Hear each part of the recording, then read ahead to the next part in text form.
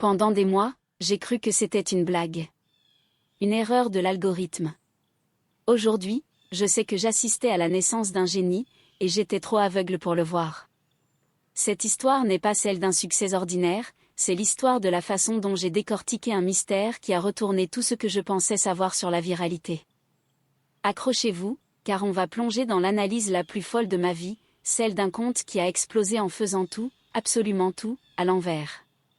Dans cette vidéo, je vais vous raconter mon enquête, étape par étape. Comment je suis passé du mépris à l'obsession, comment j'ai élaboré des théories, et comment la vérité que j'ai découverte à la fin a complètement changé ma vision de la création de contenu pour toujours. C'est une histoire de patience, de mystère, et de la puissance d'une simple idée. Chapitre 1, le choc de la simplicité. Tout a commencé un mardi soir. Je scrollais sur TikTok, comme des millions de gens, le cerveau à moitié anesthésié par le flot de danse, de sketchs et de tutos. Et puis, je suis tombée dessus. Une vidéo. Un plan fixe, de 30 secondes, sur un vieux pont de pierre envahi par la brume. Il ne se passait rien. Absolument rien. Pas de musique tendance, pas de voix off, pas de texte à l'écran. Juste le son du vent et le bruit lointain d'une rivière. J'ai souri, j'ai pensé, encore un test de l'algorithme, et j'ai continué. Mais le lendemain, TikTok me l'a reproposé. Et le jour d'après aussi. Le nom du compte était « Le gardien du pont ». Curieux, j'ai cliqué. Et là, le choc. Le compte n'avait que ça. Des centaines de vidéos, toutes identiques. Le même pont, sous le même angle. Parfois il pleuvait, parfois le soleil perçait les nuages, mais c'était tout. La bio était laconique, il veille. Et les chiffres étaient délirants.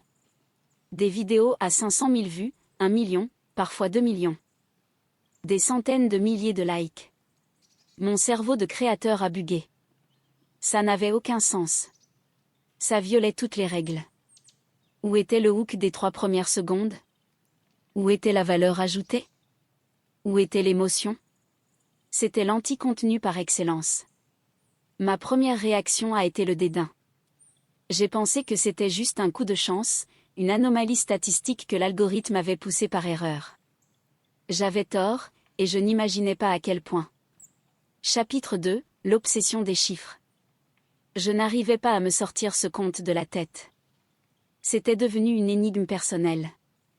Alors j'ai fait ce que tout obsessionnel fait, j'ai sorti un tableur.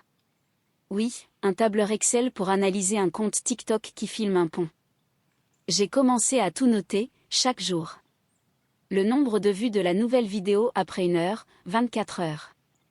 Le nombre de likes, de commentaires, de partages. J'ai activé les notifications pour ne rien rater. Ma femme me regardait avec des yeux ronds, me demandant pourquoi je fixais des vidéos de pont pendant des heures. Je lui répondais, je travaille.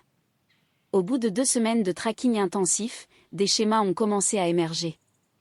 La croissance n'était pas explosive et soudaine, elle était lente, organique, mais incroyablement solide. Chaque vidéo faisait un minimum de 100 000 vues, quoi qu'il arrive. Mais le plus fascinant, c'était les commentaires. Ce n'étaient pas les habituels, super vidéos, ou les emojis flammes. Non. C'étaient des milliers de gens qui inventaient des histoires. Aujourd'hui, on dirait que le pont est triste, écrivait l'un. J'ai l'impression de voir une silhouette sur la gauche, postait un autre. C'est ici que mon grand-père a demandé ma grand-mère en mariage, racontait un troisième. Les gens ne consommaient pas le contenu, ils le co-créaient dans l'espace commentaire. C'était un théâtre participatif. Mais ce n'est pas tout, car en observant attentivement, j'ai réalisé que la communauté elle-même était en train de s'organiser, sans que le créateur n'intervienne jamais. C'était un écosystème qui grandissait tout seul. Chapitre 3, ma première théorie, le pouvoir du vide. Face à ces données, j'ai élaboré ma première grande théorie, l'hypothèse du vide. Je me suis dit que le génie de ce compte, c'était précisément son absence de contenu. Les vidéos étaient si vides, si neutres, qu'elles agissaient comme une toile blanche.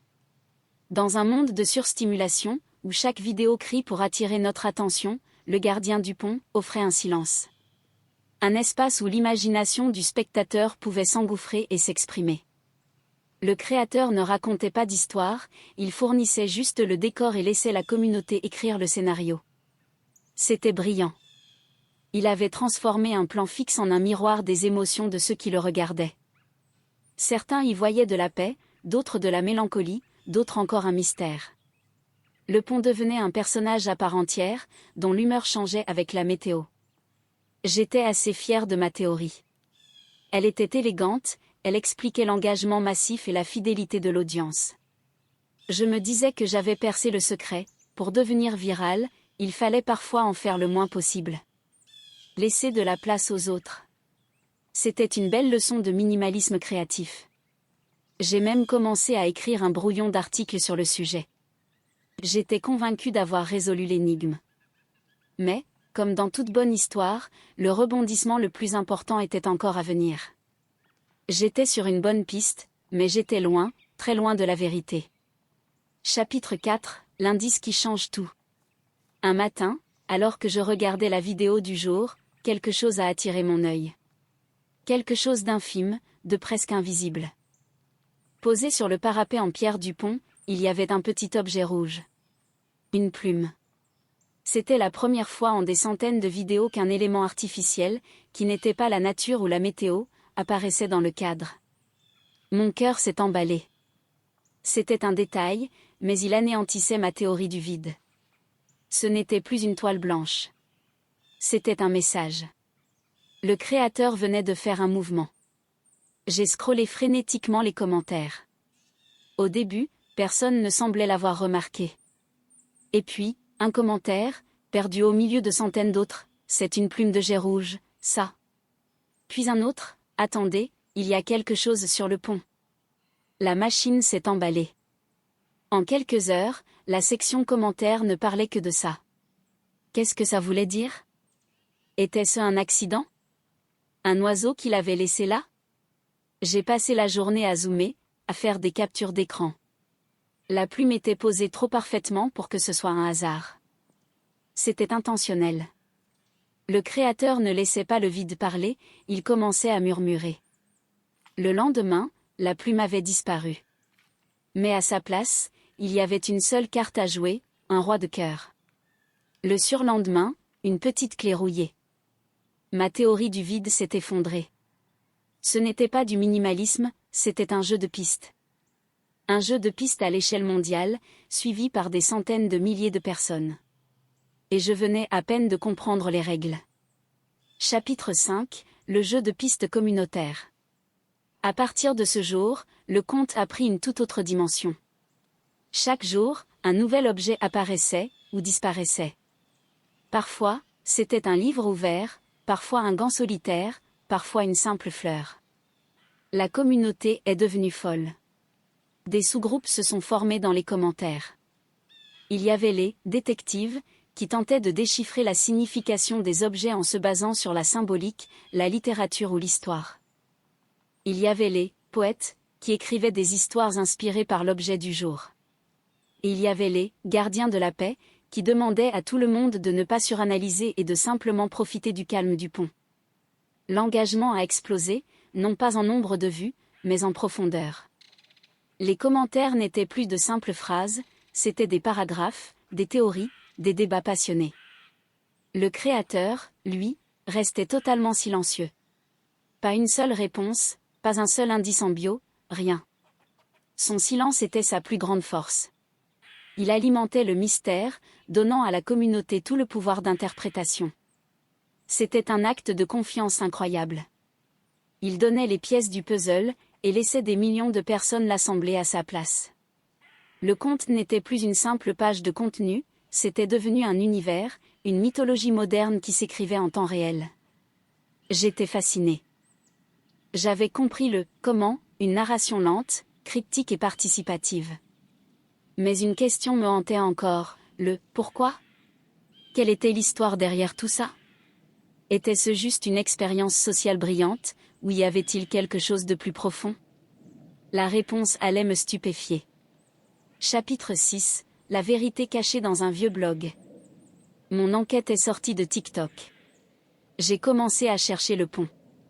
En me basant sur l'architecture, la végétation, et quelques indices dans les commentaires de gens qui pensaient le reconnaître, j'ai pu réduire la zone géographique à une petite région rurale et un peu oubliée. Après des heures de recherche sur des cartes en ligne, je l'ai trouvé. C'était un pont historique, mais sans grand intérêt touristique. Mon obsession m'a poussé plus loin. J'ai tapé le nom du pont dans des moteurs de recherche, en ajoutant des mots-clés comme « légende »,« histoire »,« mystère ». Pendant des jours, je n'ai trouvé que des sites de randonnée. Et puis, je suis tombée dessus. Un vieux blog, au design datant du début des années 2000, tenu par un historien amateur local. L'un des articles, publié 10 ans plus tôt, s'intitulait « La légende du passeur silencieux ». L'article racontait une vieille légende locale, presque oubliée, sur un gardien de pont qui vivait au XIXe siècle.